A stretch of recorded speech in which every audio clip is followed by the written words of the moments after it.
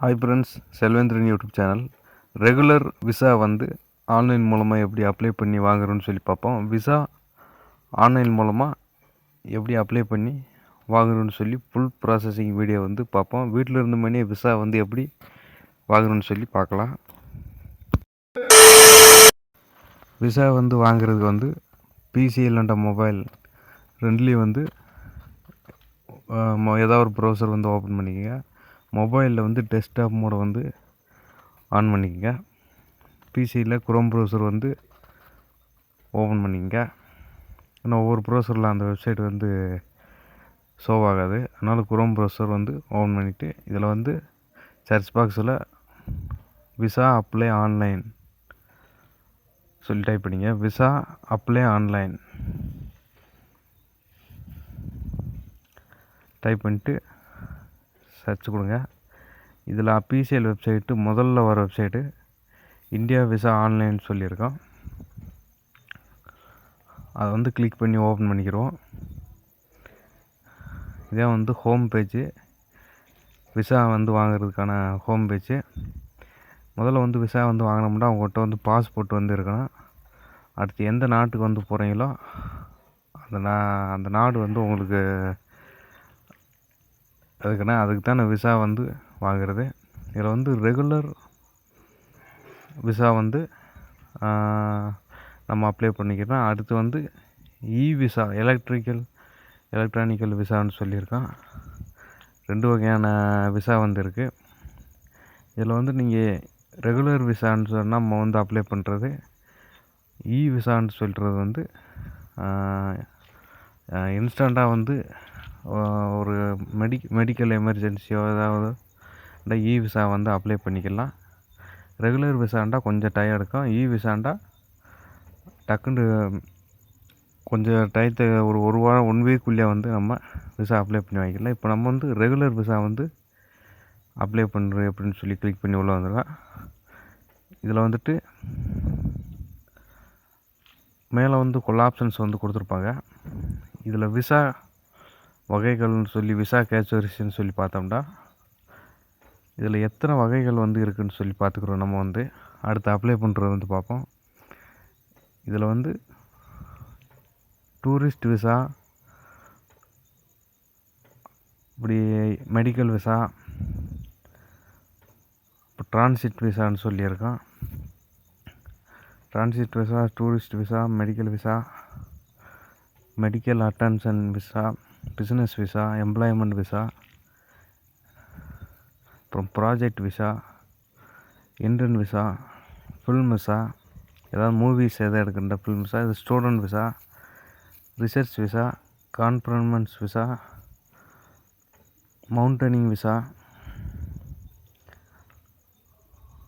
அடுத்து missionary visa, journalist visa, entry visa, diplomatic visa, official மோஸ்ட்லிஸ் visa, UNA development visa, arrival, long term விசான்னு சொல்லியிருக்கோம். இப்படி SC Overseas citizen of India, victory, பாகிஸ்தானுக்குன்னு அதில் visibility விசான்னு சொல்லி இப்படி விசாவில் வந்து எத்தனை வகைகள் வந்து இருக்குது. இதை நம்ம வந்து பார்த்துக்கிறோன்னா அடுத்து விசா எத்தனை வருஷத்துக்கு வந்து நீங்கள் வந்து ஒரு விசா வந்து வாங்குறீங்கன்னா அது எத்தனை வருஷத்துக்கு வந்து உங்கள் வேலிடிட்டி இருக்கும்னு சொல்லி வந்துருக்கோம். டூரிஸ்ட் விசாண்டா 5 இயர்ஸு. இதே டிரான்சிட் விசாண்டா 15 days தான் வந்திருக்கோம். 15 நாளில் வந்து போய் வர மாதிரி வந்திருக்கோம் டிரான்சிட் விசா. இதில் பிஸ்னஸ் விசான்னு சொல்லலாம் 5 years வரைக்கும் அங்கே வந்து ஸ்டே பண்ணிக்கலாம். இப்படி ஒவ்வொரு விசாவுக்கும் வந்து ஒவ்வொரு மாதிரியாக வந்து எலிஜிபிள் அந்த இது வந்து இருக்கும்.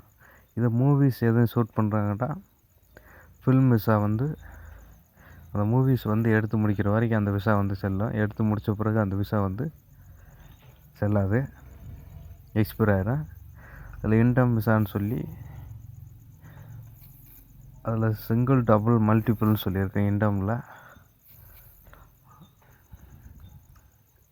இதில் ஸ்டூடெண்ட் விசான்ற சொல்லி இருக்கும். இதுலேயும் விசாவோட வேலிடிட்டி விசா பீசஸ்ன்னு சொல்லி பார்த்தோம்னா எவ்வளோ லாங் வந்து எத்தனை கிலோமீட்டர் லாங் வந்து வருதோ அந்த கிலோமீட்டருக்கு லாங்குக்கு தகுந்த மாதிரி பேமெண்ட்ஸ் வந்து அதை வந்து ஆட் பண்ணுவாங்க. இதே விசா ஃபீஸஸ் வந்து இப்போ வந்து நம்ம வந்து ரெகுலர் விசா வந்து ஆன்லைன் மூலமாக வந்து எப்படி அப்ளை பண்ணி வாங்குறோம்னு சொல்லி பார்க்க போகிறோம். முதல்ல நம்ம ஹோம் பேஜுக்கு போய்க்கலாம்.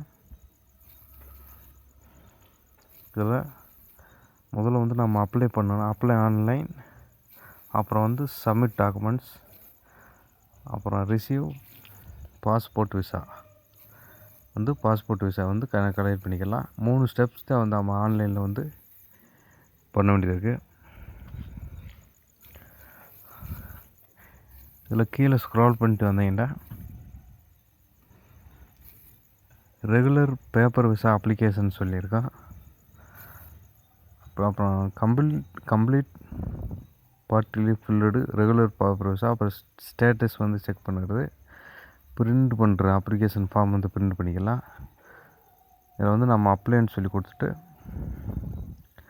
இதில் வந்து country of residence your applying visa from எந்த நாட்டிலேருந்து வந்து எந்த நாட்டுக்கு வந்து எந்த நாட்டிலேருந்து இப்போ இருக்கீங்கன்னு சொல்லி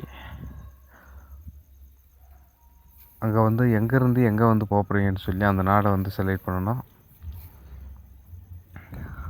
அப்புறம் மிஷன், இந்தியன் மிஷன் ஆஃபீஸ், இப்படி என்ன வேலைக்காண்டி நீங்கள் வந்து போகிறீங்கன்னு சொல்லி இதில் வந்து இருக்கும். அதை செலக்ட் பண்ணிக்கிறேன்னா அப்புறம் உங்கள் date of birth, email ID, அப்புறம் கன்ஃபார்ம் இமெயில் ஐடி, அப்புறம் டேட் ஆஃப் அரைவல், என்றைக்கு வந்து அங்கே வெளிநாட்டிலேருந்து இங்கே வந்து நம்ம நாட்டுக்கு வந்து வருவீங்கன்னு சொல்லி ஒரு visa type, purpose. Visa type பண்ணுற இடத்துல வந்து டூரிஸ்ட் விசாவா மெடிக்கல் விசாவா சொல்லி என்னான்னு சொல்லி நீங்கள் டைப் பண்ண வேண்டியிருக்கும். அதில் எந்த விசான்னு சொல்லி டைப் பண்ணிவிட்டு கண்டினியூ சொல்லி கொடுத்தீங்கன்னா அடுத்த டாக்குமெண்ட்ஸ் வந்து அப்லோட் பண்ணுற மாதிரி வந்துருக்கோம். டாக்குமெண்ட்ஸ் அப்லோட் பண்ணிவிட்டு பேமெண்ட் வந்து பண்ணிட்டீங்கன்னா உங்களுக்கு ரிஜிஸ்ட்ரேஷன் நம்பர் வந்து கொடுத்துருப்பாங்க. அந்த ரிஜிஸ்ட்ரேஷன் நம்பரை வச்சு அதை வந்து ஸ்டேட்டஸ் வந்து செக் பண்ணிக்கலாம். இதில் அப்ளிகேஷன் ஐடி, பாஸ்போர்ட் நம்பரு உள்ளே அப்ளை பண்ணுறப்போ பாஸ்போர்ட் வந்து நம்பர் வந்து நீங்கள் வந்து கொடுக்க வேண்டியது இருக்கும். அதை வந்து அந்த பாஸ்போர்ட் நம்பரை வந்து இதில் வந்து என்ட்ரு பண்ணிவிட்டு கேப்சா கொடுத்தீங்கன்னா உங்கள் ஸ்டேட்டஸ் வந்து செக் பண்ணிக்கலாம். அடுத்த அப்ளிகேஷன் ஃபார்ம் வந்து பிரிண்ட் அவுட் வந்து எடுத்துக்கிற மாதிரி